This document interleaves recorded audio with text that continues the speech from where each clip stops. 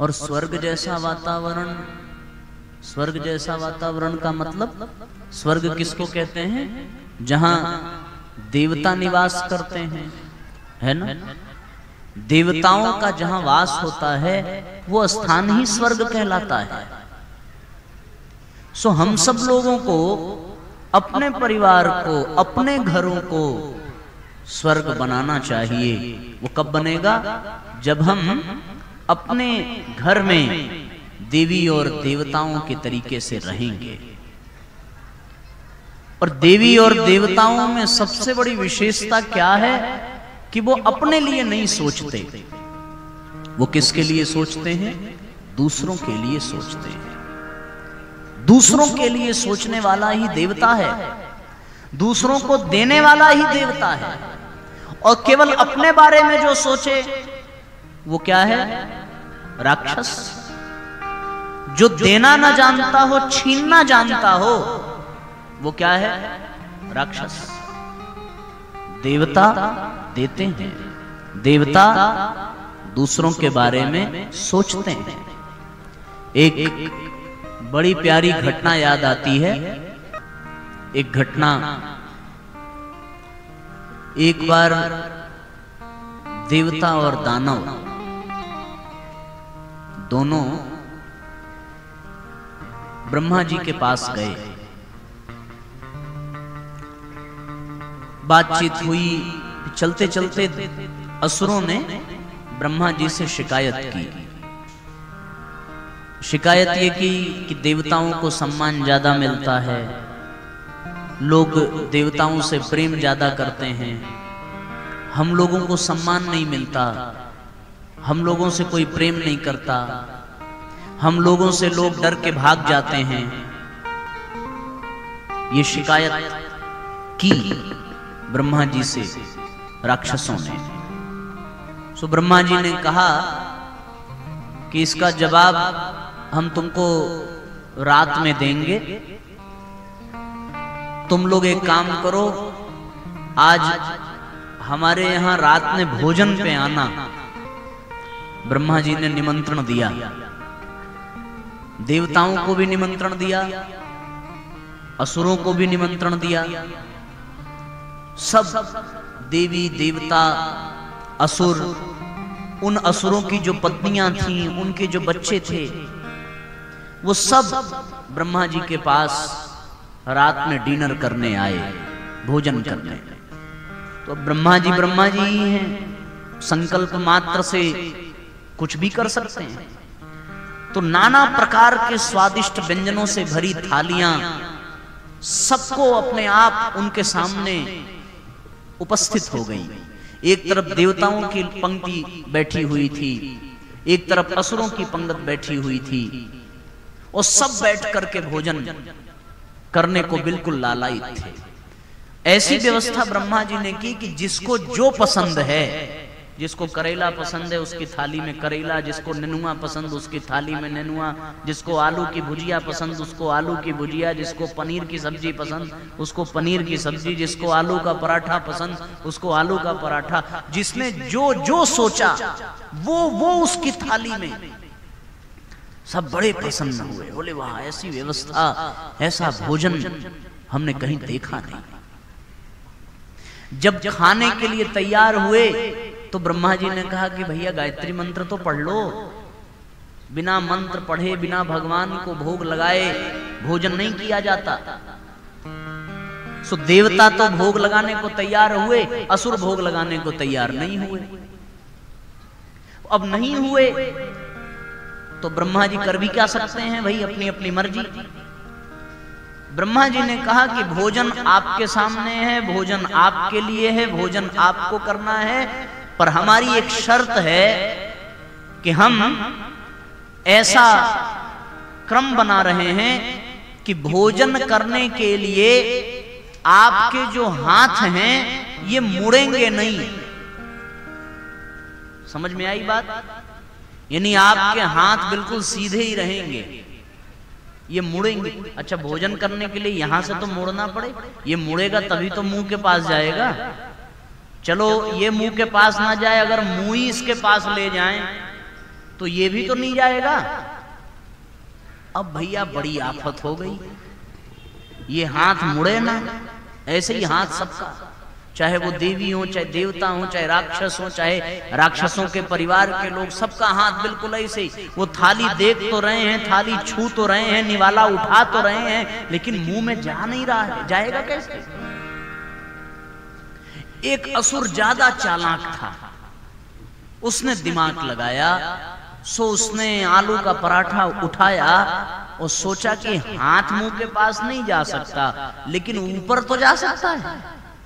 सो उसने ऊपर उछाला, और जैसे ऊपर उछाला फिर सोचा कि मुंह नीचे लगा देंगे, मुंह में ही गिरेगा। तो पराठा मुंह में गया, आलू नाक पे गिरा। बड़ा दुखी हुआ, फिर भी संतोष था, चलो कुछ तो गया, कौन सी कमी है। फिर मन में आया कि टमाटर धनिया मिर्ची की चटनी मिला के बनी, सो उसमें भी मिलाया, फिर मिला के फिर ऊपर उठाया, और अब की बार मुंह में पराठा तो गया पर चटनी आंख पे गिरी, और उसमें मिला था मिर्चा। वो इतना जोर से छनछनाया, पगलाया बेचारा। अच्छा, उसको देख करके अब जितने राक्षस थे सब ने यही पद्धति अपनाई। किसी के दाल लगा, किसी के चावल लगा, किसी के सब्जी गिरा, किसी का पूरा कपड़ा सत्यानाश हो गया, पर मुंह में किसी के भोजन गया। सब ब्रह्मा जी को गाली देने लगे। अरे नहीं खिलाना था तो साफ साफ कह देते, ये नाटक करने की क्या जरूरत थी। और सारे असुर जो है क्रोध के मारे लड़ के, झगड़ के, खाना फेंक के, थाली पटक के, सब जमीन पे गिरा के, शरीर में पूरा पोत पात के, नाराज होकर के चले गए।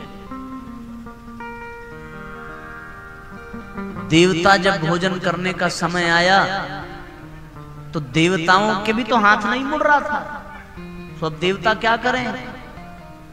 तो देवताओं ने कहा नहीं मुड़ रहा है तो हम खुद को नहीं खिला सकते, लेकिन सीधे हाथ से दूसरे को तो खिला सकते हैं। देवताओं ने एक दूसरे को खिलाना प्रारंभ किया और सारे देवी देवता खा करके भोजन तृप्त हो गए। असुर देख करके, चिढ़ करके, लड़के, झगड़ के, गुस्सा करके चले गए। सो ब्रह्मा जी ने कहा, असुरों तुमको सम्मान इसीलिए नहीं मिलता क्योंकि तुम केवल अपने लिए सोचते हो, और देवताओं को सम्मान, यश इसलिए मिलता है क्योंकि देवता दूसरों के लिए सोचते हैं। माँ बाप भगवान इसलिए हैं क्योंकि वो बच्चे के लिए सोच रहे हैं। बच्चे को छोड़ दें, वो केवल अपने बारे में सोचें तो बच्चे का जीवन ही खतरे में आ जाएगा। अब माँ ये सोचे कि हमारा फिगर बिगड़ जाएगा, हम अपना दूध नहीं पिलाएंगे, कमजोरी लगेगी, तो वो कभी माँ बन पाएगी। बाप ये कहे कि मर मर के हम कमा रहे हैं, साला यही पेट में भरते जा रहा है, पता नहीं आगे क्या करेगा, हमारा सहयोग करेगा कि नहीं करेगा। सबके बच्चे नौकरी करके, शादी करके विदेश चले जा रहे हैं, हम नहीं खिलाएंगे पिलाएंगे इसको। हो गया, फिर वो बाप बन पाएगा? वो बिना किसी शर्त के बाप बना, बिना किसी शर्त के वो मां बनी। किस लिए? क्योंकि वो अपने बारे में नहीं सोचते, बच्चों के बारे में सोचते। उनका बच्चा एसी में सोया है तो भी उसका बाप धूप में खट रहा है, परिश्रम कर रहा है। खुद एक कप चाय बाजार से खरीद के नहीं पीता, पर बच्चे के लिए फल ले आता है, फूल ले आता है, अन्न ले आता है। क्यों करता है? केवल इसलिए क्योंकि वो दूसरे के बारे में सोच रहा है। अब वही बच्चा बड़ा हो जाए और वो बच्चा दूसरे के बारे में सोचने की बजाय अपने बारे में सोचने लगे, और उसका अपनापन कितना सीमित होता है। जब तक अकेला था तब तक अपने बारे में, पिताजी हमको अपना कैरियर बनाना है, बाहर जाना है, नौकरी करनी है, अपने बारे में सोचा। अच्छी बात है, चलो अभी माँ बाप समर्थ थे, तुमने अपने बारे में सोचा, उन्होंने सहयोग किया। थोड़ा समय और बीता, शादी हो गई। अब उसके अपनों में कौन है? केवल उसकी बीवी। अब वो केवल पत्नी के बारे में सोचता, बाहर कमा रहा है, पत्नी घर पे है, भोजन बना रही है। फिर पत्नी फोन मिला के कहेगी हम तुमसे शादी करके आए थे कि तुम्हारे माँ बाप को भोजन कराने आए थे। तो फिर वो कहेगा हाँ भाई बात तो सही है, शादी तो हमसे हुई। तो फिर वो आएगा, फिर माँ बाप से कहेगा कि वहां भोजन बनाने में बड़ी दिक्कत हो रही है, अकेले नहीं चल पा रहा है, घर में बड़ी समस्या, बीवी को ले जाना पड़ेगा। तो माँ बाप उसके लिए भी तैयार हो जाते हैं, हाँ भाई ले जाओ, तुम्हारी पत्नी है, तुम्हारे लिए आई है।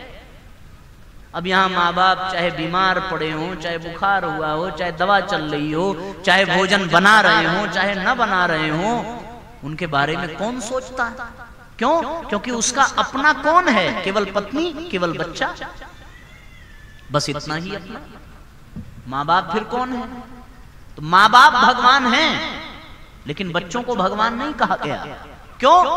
क्योंकि बच्चे अपने बारे में सोचते हैं, माँ बाप बच्चों के बारे में सोचते हैं, इसलिए वो देवता हैं।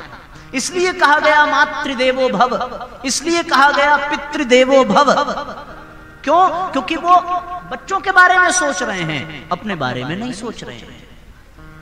इसलिए बच्चों को भी, और जो बच्चे माँ बाप के बारे में सोचते हैं वही बच्चे आगे चल करके राम कहलाते हैं, वही बच्चे आगे चल करके श्रवण कुमार कहलाते हैं, वही बच्चे आगे चल करके महापुरुष बन पाते हैं। ये जो अपने और पराये का भेद है, यही हमें दूसरों के लिए सोचना भुला देता है। हम केवल अपने लिए ही सोचते रहते हैं। इसलिए साथियों, घर को सुंदर बना लेना नहीं, मकान सुंदर बना लेना, बिल्डिंगें खड़ी कर लेना, ये आसान है। पर परिवार में प्रेम का विस्तार करना, परिवार में आत्मीयता का विस्तार करना, परिवार में सौहार्द का विस्तार करना, ऐसा हो जाए तो बात बन जाती है। फिर वो घर घर नहीं, फिर वो घर मंदिर बन जाता है। और जहां ऐसा प्रेम हो, वहां हमेशा किलकारियां गूंजती हैं, आनंद गूंजता है, वहां संगीत बजता है। और जहां ये प्रेम न हो, ये आत्मीयता न हो, ये सम्मान की भावना न हो, जहां शब्द बोले जाते हो, अपमान किया जाता हो, डांटा जाता हो, फटकारा जाता हो, जलील किया जाता हो, वहां फिर रुदन सुनाई पड़ता है, चीख सुनाई पड़ती है, आह सुनाई पड़ती है, दर्द सुनाई पड़ता है, वहां अच्छा नहीं लगता। इसलिए साथियों, हम लोग मंदिर में जाएं चाहे न जाएं, लेकिन हम चाहें तो अपने घर को ही मंदिर बना सकते हैं। आप मंदिर में जाइए, कदाचित भगवान मिले न मिले, लेकिन अगर हम लोगों ने अपने विषय में छोड़ करके अपने माँ बाप के विषय में सोचना शुरू किया, तो आपको भगवान आपके घर में ही माता पिता के रूप में मिल जाएंगे। कहीं और जाने की आवश्यकता नहीं, किसी भी मंदिर में जाने की जरूरत नहीं। माँ बाप भगवान के रूप में घर में ही बैठे हैं।